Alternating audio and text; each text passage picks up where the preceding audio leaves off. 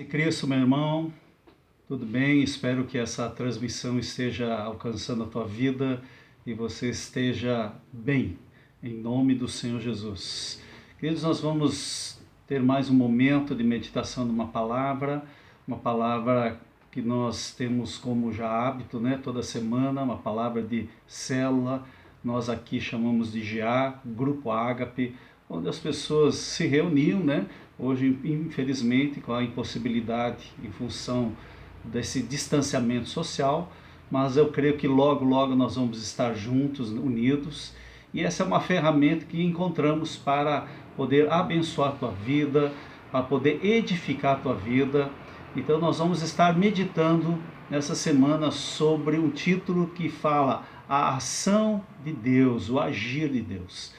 Queridos, essa palavra está baseada lá em Romanos 8, capítulo 8, então versículo 28, e diz assim: estamos certos de que Deus age em todas as coisas com o fim de beneficiar todos os que o amam, dos que foram chamados conforme seu plano, conforme o seu projeto. Queridos, ele age em todas as coisas. Quando nós falamos sobre esse versículo, quando nós pensamos e meditamos, eu resolvi pegar a introdução ou a explicação, o comentário que a Bíblia King James fala ou cita em relação a esse versículo. E eles, dentro do comentário deles, eles dizem bem assim, que existem algumas correntes, sejam filosóficas, espiritualistas e esotéricas, que usam esse trecho da Bíblia, né, para sugerir uma espécie de pensamento positivo inconsciente. Imagina assim um pensamento positivo, pois aqui diz que Deus age em todas as coisas, então todas as coisas elas têm um pensamento ali coletivo, inconsciente, e que esse pensamento positivo, né, inconsciente vai agir de uma maneira tal em que as coisas vão ser estruturadas, as coisas vão beneficiar a coletividade. Mas as leis físicas, na verdade, elas sugerem exatamente o contrário. Elas provam que as coisas no universo não estão se organizando ou ficando melhores, mas se desestruturando e falindo. Portanto, essa questão de um pensamento positivo, inconsciente, onde vai formar, né, uma estrutura, onde vai mover as coisas e vão se estruturando, vão melhorando as coisas. Então, volto a dizer, segundo o comentário da King James, exatamente prova que é o contrário. E nós cremos nisso. A natureza em si não move-se sozinha. As coisas não acontecem por um acaso. Muito pelo contrário. Quando aqui o texto, Paulo fala que Deus age em todas as coisas com o fim de beneficiar todos os que o amam, na verdade, quando ele fala as coisas, ela está se referindo, né, que as coisas não podem produzir qualquer progresso por si mesmo. Na verdade, todas as coisas, quando ali é citada, ela vem do verbo grego sunergei, que indica que o sujeito da ação é Deus. Ou seja, não se move sozinho. Existe uma ação, é Deus que coloca e põe a ordem ao caos e convoca o ser humano para ser seu companheiro nessa empreitada. Então há uma ação de Deus em todas as coisas, como está dizendo aqui, e ele convoca o ser humano para estar junto com ele nesta ação, nesse agir. Ele convoca o homem para isso. Tanto é que ele diz, age em todas as coisas com o fim de beneficiar todos os que o amam, dos que foram chamados conforme o seu plano. Há uma ação de Deus em todas as coisas. Queridos, coisa linda quando a gente tem essa convicção, tem essa fé, e essa é uma verdade, que Deus move as coisas segundo o propósito, o seu propósito. Todas as coisas que estão acontecendo ao nosso derredor, todas as coisas que estão acontecendo na nossa vida, existe um propósito maior de Deus. Nós estamos no momento aqui, eu e a Selma, como família, estamos vendo alguns negócios. E a gente vê que assim, conforme a gente vai agindo, conforme a gente vai andando, e a gente ora todo dia, todos os dias, Senhor, efetua o teu querer e o teu realizar na nossa vida, segundo a sua grande, a sua perfeita vontade. Que a sua vontade, a vontade de Deus é boa, perfeita e agradável. Nós queremos viver nessa vontade.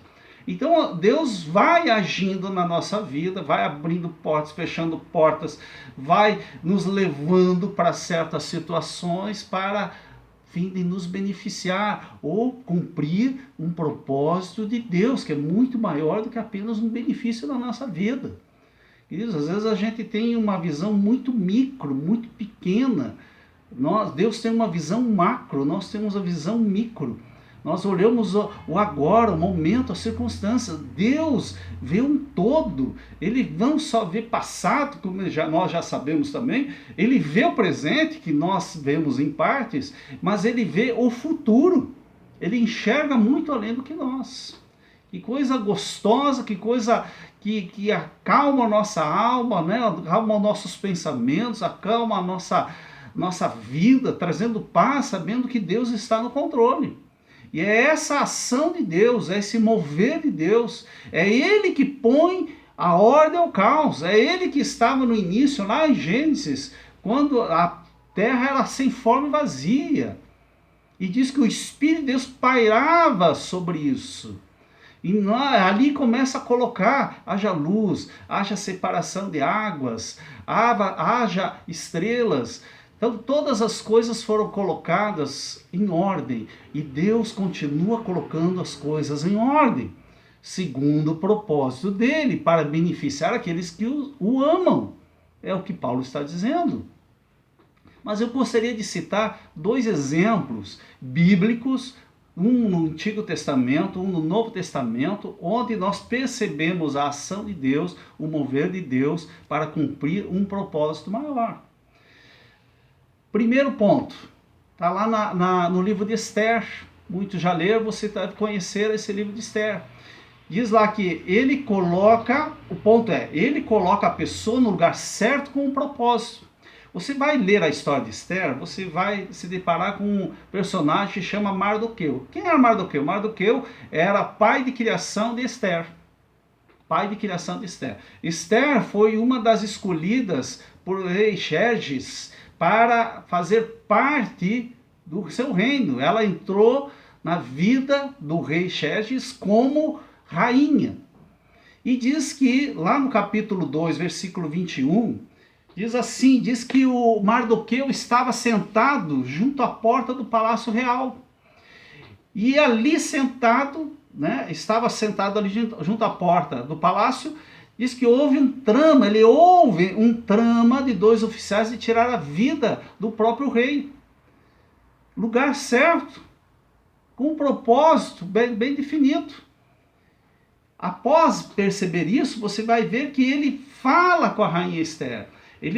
Mardoqueu leva essa informação para a rainha Esther. A rainha Esther leva ao rei, o rei toma suas medidas e esses 2 oficiais são levados à forca. Só isso. Mas é onde nós vemos a ação de Deus, o agir de Deus. O tempo passa. Você vai lá até no capítulo 6. Quando você chegar no capítulo 6, você vai perceber que ali já tinha existido uma outra trama para acabar com o povo judeu. E ali, naquele momento, capítulo 6, diz que há uma leitura de uma passagem onde traz a lembrança para o rei Xerxes, lembrando daquilo que Mardoqueu tinha feito. Ele tinha sido fiel com o rei, e aquilo tinha livrado ele da morte. Esse ato reverteu na salvação do povo judeu. Queridos, se não houvesse Mardoqueu ali, junto à porta do palácio real, ouvido a trama daqueles 2 oficiais, que resultou no enforcamento desses 2 oficiais. Mas, se não tivesse ocorrido esse fato, no capítulo 6, os judeus poderiam estar aí sendo exterminados. Você percebe como Deus age de uma forma, de uma maneira, né, para que as coisas aconteçam e para olhando um propósito, olhando um futuro, coisas que nós não enxergamos. Como é que nós podemos isso trazer como uma aplicação na nossa vida? Eu coloquei aqui, você foi chamado, colocado onde está, com um propósito de Deus. Aonde você está, onde eu estou, tem um propósito de Deus.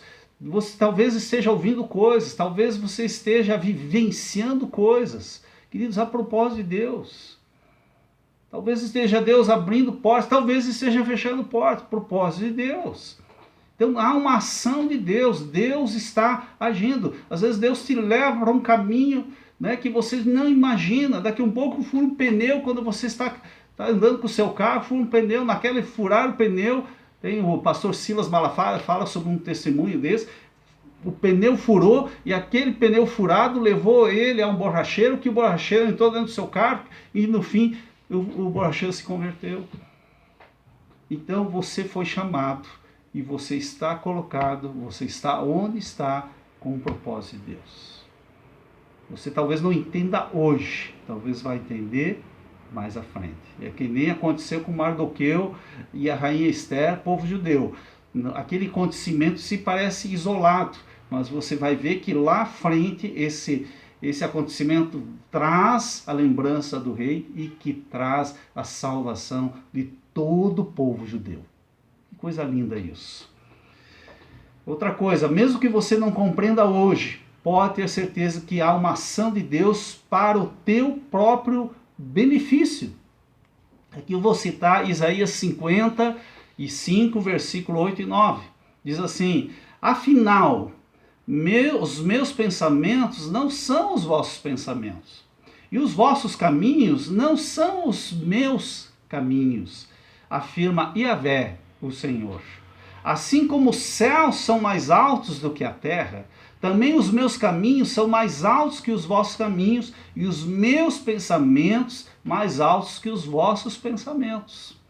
Queridos, o que nós precisamos hoje é descansar o nosso coração no Senhor, que age e que não está dormindo, não está de braços cruzados, não está sentado simplesmente no alto sublime trono assistindo as coisas acontecerem nessa terra, sobre as nossas vidas.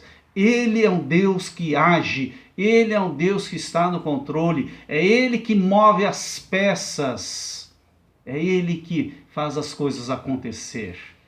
Amém? Creia nisso. E no segundo exemplo, eu peguei lá do apóstolo Paulo, lá em Atos, capítulo 16. Deus move pessoas e circunstâncias para alcançar aqueles que o amam. Olha que coisa linda nesse episódio. O apóstolo Paulo é preso depois de libertar uma jovem de um espírito adivinhador. Queridos, vamos imaginar, nós estamos fazendo a obra do Senhor. Paulo está fazendo a obra do Senhor. Ele liberta uma jovem de um espírito imundo, um espírito de adivinhação, e por esse ato ele é preso. Será que eu e você talvez não fôssemos murmurar? Mas eu estou fazendo a tua obra, eu estou libertando uma moça, eu estou fazendo uma obra, né, de libertação, uma grande obra para o Senhor, e o Senhor permite que eu vá preso. Eu imagino a cabeça de Paulo, que possa ter questionado, talvez tenha passado isso pela sua cabeça, mas ele, com certeza ele sabia da ação de Deus, ele estava tão tranquilo que Deus sabia da ação de Deus, tanto que eles vão para a prisão, não somente eles, se não me engano Silas, e estão na prisão, e ali eles estão louvando a Deus, e quando estão louvando a Deus, há um grande terremoto, e as portas das prisões são abertas. O carcereiro que ali cuidava, ficou desesperado, tente tirar a própria vida, supondo que os presos tivessem fugido. Mas Paulo brada em alta voz, dizendo: todos aqui estamos. Nenhum fugiu, nenhum saiu da prisão. Esse acontecimento, querido, proporciona a Paulo pregar a palavra a esse carcereiro. E não só ele, mas também toda a sua casa. Ele levou a salvação ao carcereiro e a toda a sua casa. Que coisa linda isso!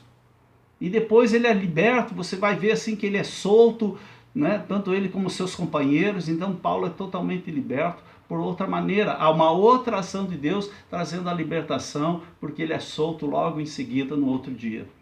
Mas houve uma ação de Deus, tirou Paulo daqui, libertou a moça, a jovem, permitiu que ele fosse para a prisão. Da prisão acontece um terremoto, do terremoto abre uma porta para a pregação do evangelho e é salvo um carcereiro e toda a sua casa.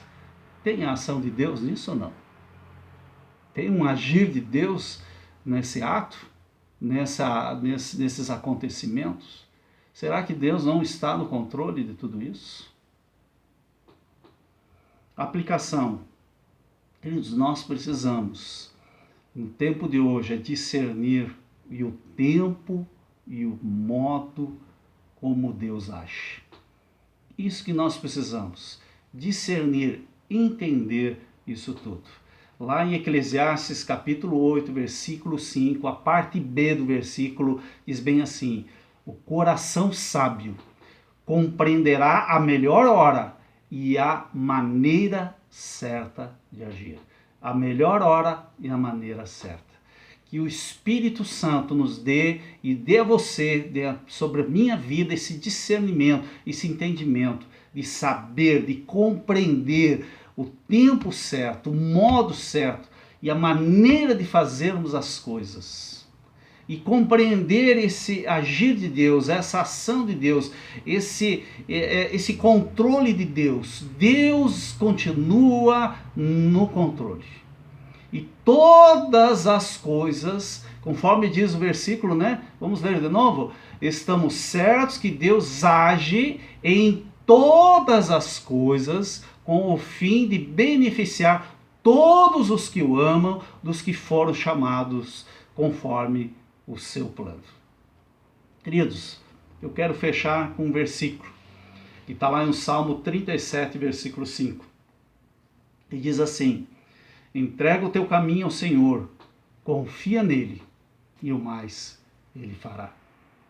Se você ama o Senhor, tenha fé na sua ação, no seu agir, cujo fim é beneficiar a todos, inclusive beneficiar a tua vida, beneficiar a tua casa, beneficiar os seus. Entrega o teu caminho ao Senhor, confia nele e o mais ele fará na tua vida. Você crê nisso? Eu quero deixar essa palavra nessa semana para você. Que você possa descansar teu coração. Que você possa perceber o agir de Deus, o mover de Deus. Ele movendo as peças segundo o seu propósito. E pode ter certeza que Ele move essas peças para te beneficiar. E para beneficiar segundo o teu chamado, segundo os planos dele, o propósito dele. Até porque os caminhos deles, o caminho dele é mais alto que o nosso. Nós não entendemos. Às vezes a gente acha que o caminho é um e a forma de pensar é um, mas nós, com a nossa limitação, com a nossa pequena visão, nós enxergamos muito pouco e entendemos menos ainda. Tenho certeza do que estou falando, porque nós somos muito limitados, mas nós servimos um Deus que sabe todas as coisas, que está no controle, que enxerga o dia de amanhã. Ele é onisciente, como também é onipotente para abrir, fechar e fazer aquilo que precisa ser feito, porque Ele é Deus, Senhor sobre o universo, Senhor sobre a igreja, Senhor sobre a minha vida e a tua vida. E em nome de Jesus, que o Espírito Santo, nesse momento, possa visitar você que está me ouvindo, trazer essa compreensão e esse entendimento, e que você possa ter um coração humilde, que eu possa ter esse coração humilde para poder viver em fé, na esperança e na paz que só o Senhor Deus pode dar, que é a paz que excede todo entendimento. Eu abençoo a tua vida e declaro que o reino de Deus e a paz de Cristo, a alegria do Espírito Santo seja sobre a tua vida, em nome do Senhor Jesus. Amém? Deus abençoe e tenha uma excelente e abençoada semana para a glória do nosso Senhor Jesus Cristo. Amém?